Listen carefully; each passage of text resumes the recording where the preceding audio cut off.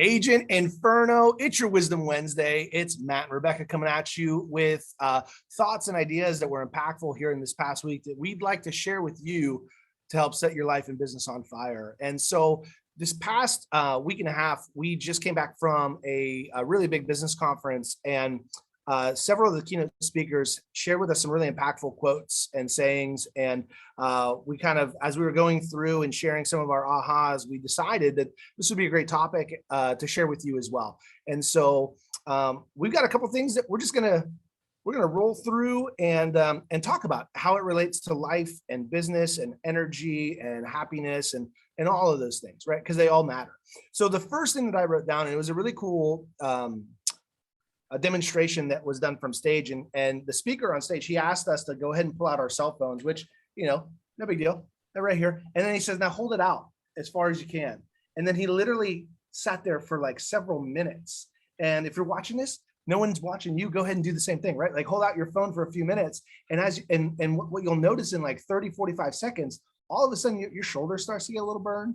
It starts to, this phone becomes pretty heavy.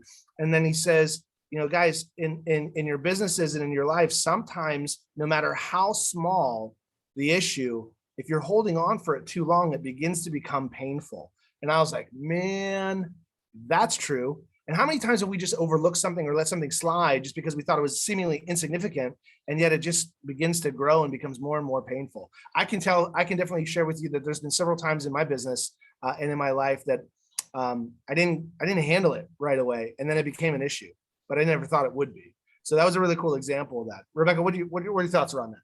Yeah, I wrote down that same story as a note, and then right under it, I wrote, he had an example that there was something really crazy that went on in his life, and it involved like $1 billion lawsuit. And he said he's to the point in his career, in his life, where he's learned how to separate business from family. And he said he went home that night after like an 8-hour Zoom call talking about how he was on the line to lose billions, and it was a real conversation. And he just said, that's a moment, not your life. And I wrote that down and I highlighted it and I circled it, because I think even for me right now, where I'm at with business and with life and with family, it's really easy to take one moment and let it all come falling down. And in reality, that's just a moment. And to me, that was a really big aha from that part of the conversation. Yeah, that was super huge when he talked about compartmentalization, and that's a $10 word, and yet it's easy to say.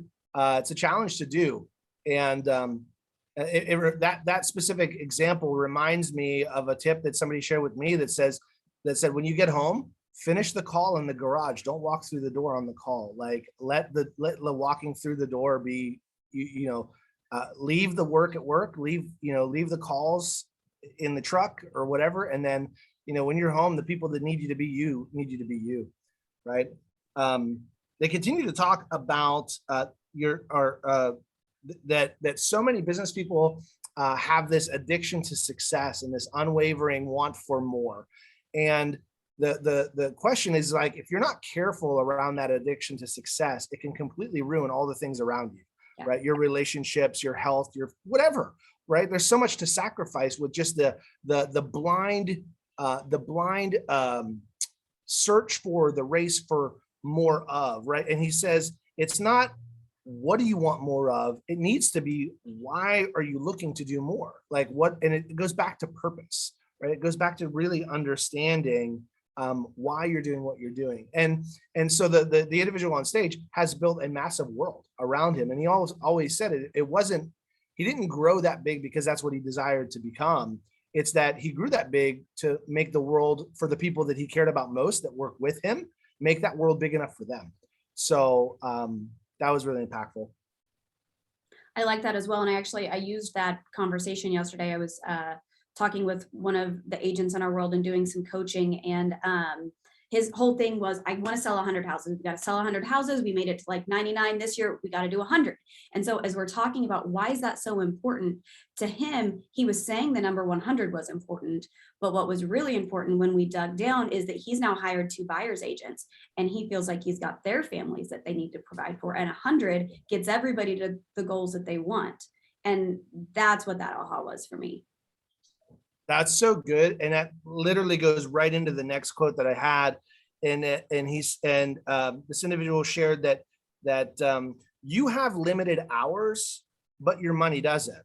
And so it's only until we learn how to leverage money and people, right? And when we talk about leveraging people, it's not in like a self-serving way. It's like, how do we grow organizations that are running without our direct input? And this example with the buyer's agents is that as well, right? We have limited hours, but the people around us and our money doesn't. And he said, when you learn to leverage money and people, you will never hit your ceiling, right? If you feel like you're hitting your own ceiling, you're missing leverage at some capacity, whether it's you're not running efficiently through the systems and models that you're deploying, or you don't have the right who's around you to help you level up, right? And to take that business to the next level. So I thought that was really a big aha, and it was said in a way that really resonated this time more than others. I like that. And can we talk about leverage for just a second? Because something that I've noticed it's like my favorite thing. Okay.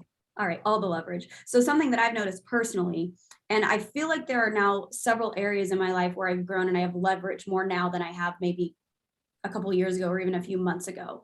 And what I've noticed is the first piece of leverage that you get, whether it's leveraging your money or leveraging your finances to purchase a rental or somebody new that you're bringing on a team, the first piece of leverage always seems to be the hardest until you can kind of get the wedge going. Do you feel that same way?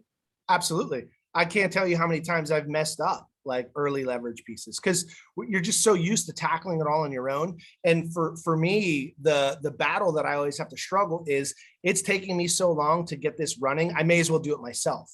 And there's so many producers that resist leverage because they're not willing to take the time on the front end to get it set up correctly to then be able to move. So, we talk about that success is sometimes a check mark. Yeah. And not a straight line. And what that means for me is as an individual, you're producing a certain amount. When you introduce leverage, you've got to kind of take your foot off the pedal a little bit to get that leverage in place. But once that leverage is set up and in place and is trained and has accountability and milestones to check in, then you can begin to excel beyond where you started, right? So you start here, leverage may take you here for a minute, but the right leverage then takes you up here. So I definitely struggle with that. And that first part of the check mark, I think is where most producers struggle. And then they hide behind, well, I just may as well do it myself. But then they're just living in this level, right? And not up here. Yeah, I like that.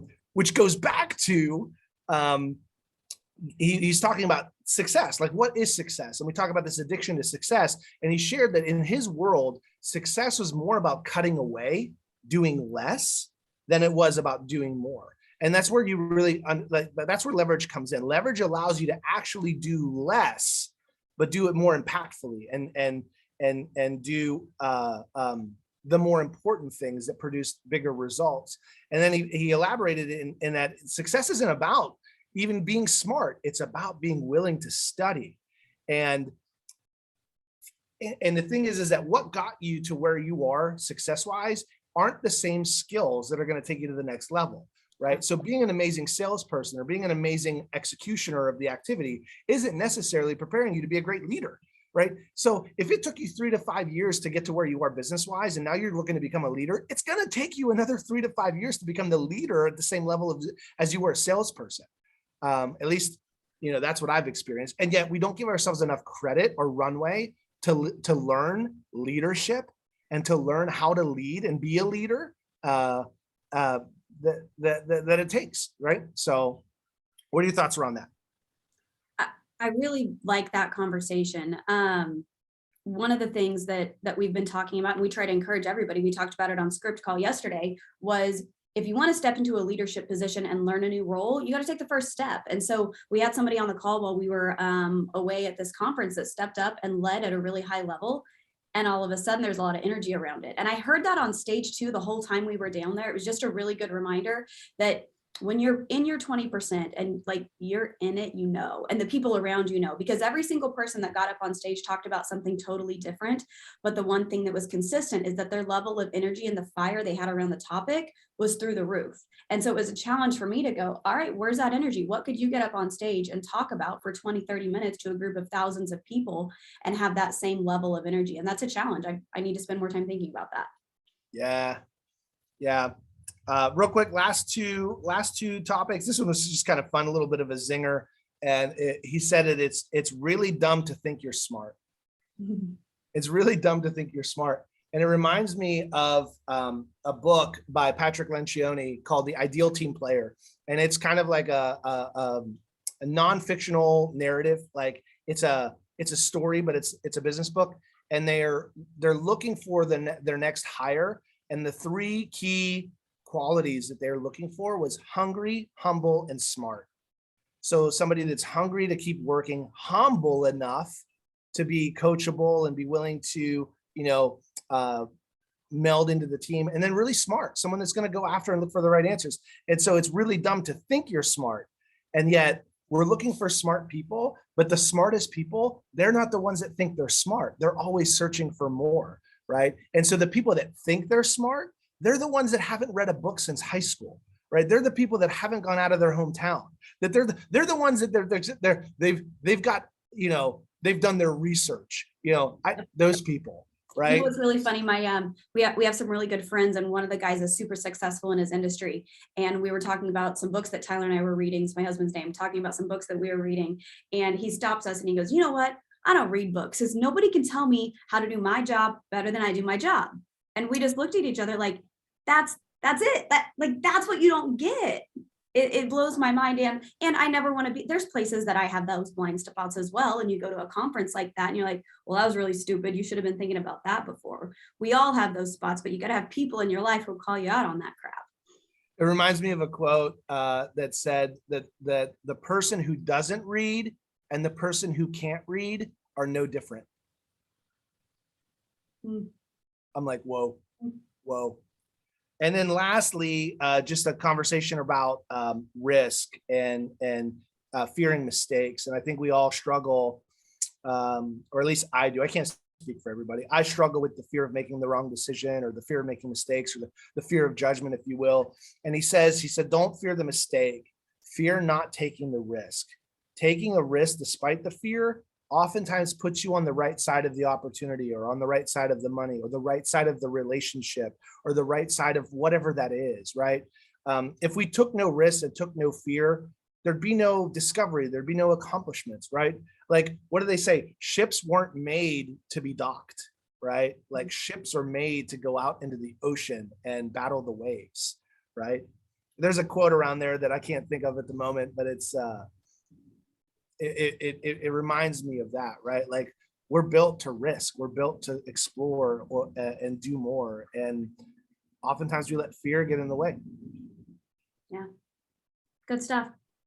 Hey, I think we're up on time. I think right now, so share with us, if you listen this far and if you're still on, share with us, what were your most impactful phrases, comments, thoughts, or ideas? We'd love to get into conversation with you and see what you're thinking.